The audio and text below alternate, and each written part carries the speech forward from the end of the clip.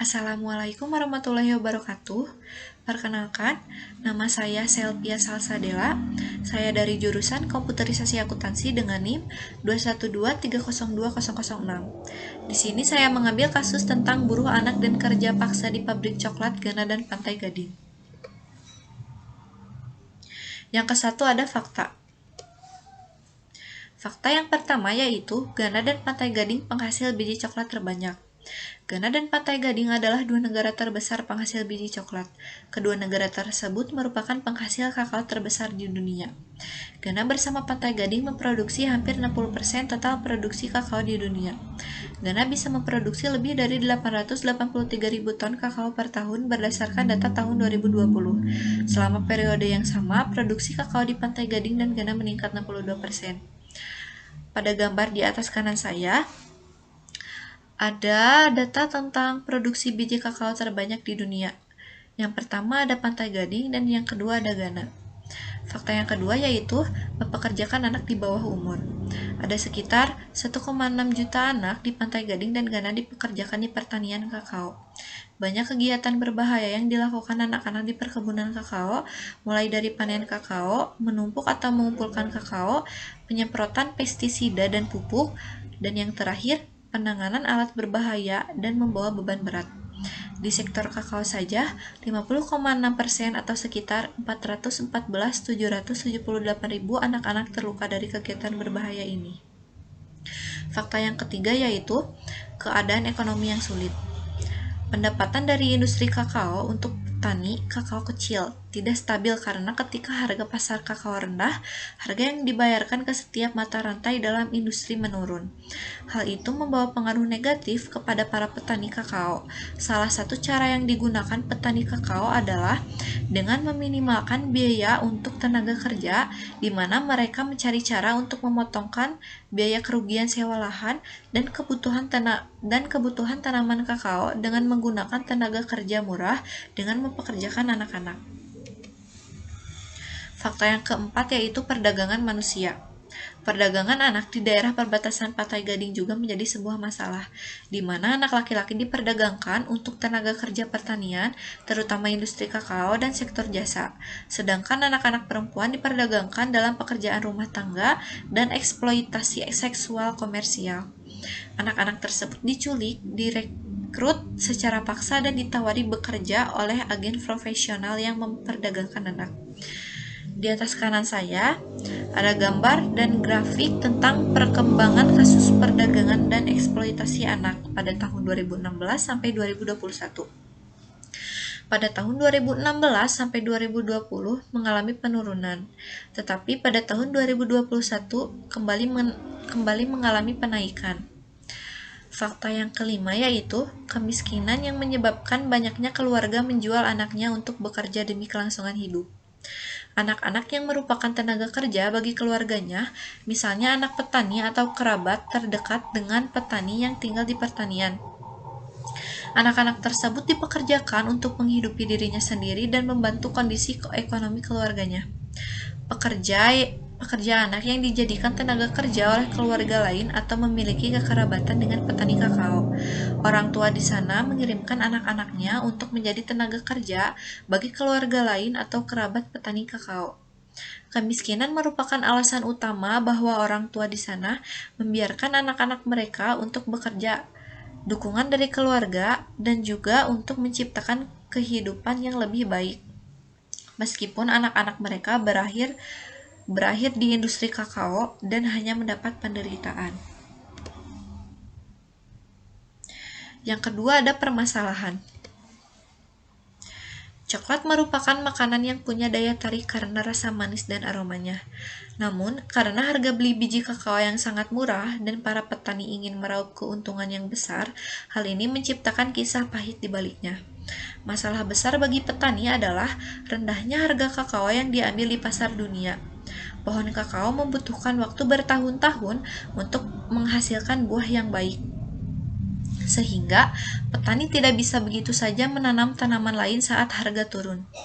Hal inilah yang menjadi salah satu alasan bagi pemilik perkebunan kakao di Pantai Gading dan Ghana untuk menggunakan anak-anak sebagai petani di kebun coklat mereka, yaitu karena tidak mampu membayar upah pekerja resmi dewasa. Selain itu, kemiskinan juga memaksa anak-anak tersebut untuk mencari pekerjaan, sehingga dapat membantu keluarga. Dari dulu, kasus pengeksploitasian pekerja anak dalam industri kakao di Ghana dan Pantai Gading telah menjadi masalah dan sampai saat ini masih menjadi salah satu kasus yang ada dalam pengawasan Perserikatan Bangsa-Bangsa atau PBB dan UNICEF. Yang ketiga ada solusi berdasarkan teori. Solusi yang dapat saya ambil dari materi atau teori pembelajaran yang telah Ibu sampaikan yaitu pada teori CSR atau Corporate Social Responsibility. Tujuannya untuk memberikan suatu manfaat kepada pihak yang ada di dalam dan sekitar perusahaan dengan melakukan suatu program yang bermanfaat. Contoh program yang bermanfaat yaitu yang ke-1, budaya kerja ramah SDM. Penciptaan budaya kerja yang ramah bagi sumber daya manusia dapat dilakukan dengan penanaman nilai dan sikap. Hal ini dapat membuat karakter dan budaya kerja di perusahaan menjadi lebih baik dan bisa mengurangi pengeksploitasian terhadap anak-anak di Ghana dan di Pantai Gading. Yang kedua yaitu volunteering. Perusahaan coklat dapat mengirimkan tenaga pengajar ke daerah dekat perkebunan. Di sana masih banyak anak-anak yang tidak bersekolah karena fasilitasnya yang kurang memungkinkan untuk keberlangsungan belajar dan mengajar. Dan yang terakhir yaitu pemberdayaan ekonomi karyawan. Petani kakao bisa mengubah pekerja mereka dari anak-anak menjadi pekerja dewasa dengan dana CSR yang dapat dialokasikan untuk peningkatan skill pekerja supaya mampu berdaya secara ekonomi. Karena banyak keluarga yang mengalami kemiskinan lalu dipekerjakan di perkebunan kakao, perusahaan coklat bisa mendirikan koperasi pekerja yang menyediakan bantuan dana usaha untuk pekerjanya. Selanjutnya ada teori managerial etis. Masalah etika hadir dalam situasi ketika tindakan seseorang atau organisasi dapat merugikan atau menguntungkan orang lain. Sudah terlihat jelas bahwa kasus ini merugikan banyak orang, terutama anak kecil yang menjadi sasarannya dan di sisi lain menguntungkan para petani kakao saja. Pemimpin yang baik seharusnya menjadi panutan bagi pekerjanya, menjunjung tinggi nilai-nilai etika dalam organisasi, menerapkan tentang etika dan nilai-nilai kepada para pekerjanya, menghargai etika perilaku dengan sesama dan yang terakhir, mendisiplinkan perilaku tidak etis dan dengan cepat dan segera ditindaklanjuti. Para petani kakao seharusnya diberi pengarahan dan pemahaman oleh para perusahaan coklat bagaimana menjadi seorang leadership yang baik dan memiliki etika agar tidak mempekerjakan lagi anak di bawah umur.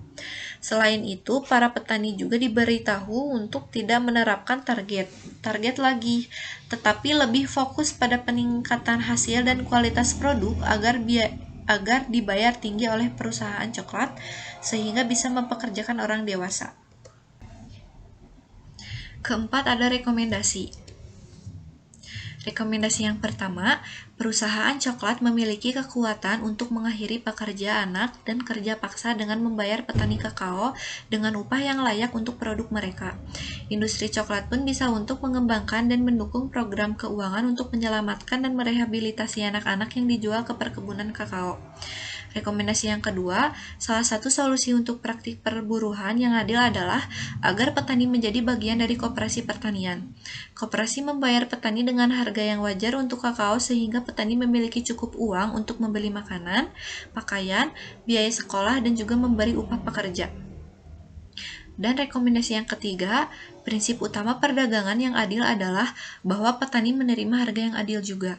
Perusahaan coklat bisa membuat program di mana petani kakao sendiri yang memantau pekerja anak di desa mereka dan memberikan pendidikan, melindungi hak-hak mereka dan berkontribusi pada penghapusan pekerja anak dengan mendukung peningkatan pembangunan komunitas yang berpusat pada anak. Yang kelima yaitu kesimpulan. Dampak yang diakibatkan perbudakan menimbulkan adanya bekas bekas luka fisik pada anak-anak yang menjadi korban pemukulan oleh para petani kakao. Efek yang ditimbulkan adanya perbudakan tidak hanya mempengaruhi keadaan fisik anak-anak, tetapi juga mempengaruhi secara emosional. Psikolog mengatakan bahwa menjadi seorang budak dapat menimbulkan proses penghancuran pikiran seseorang, tubuh, dan juga jiwa. Mereka juga mengalami kesulitan untuk menyesuaikan kembali ke keluarga mereka.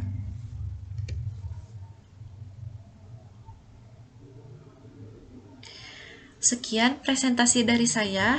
Maaf apabila ada salah kata atau kalimat. Saya ucapkan terima kasih. Wassalamualaikum warahmatullahi wabarakatuh.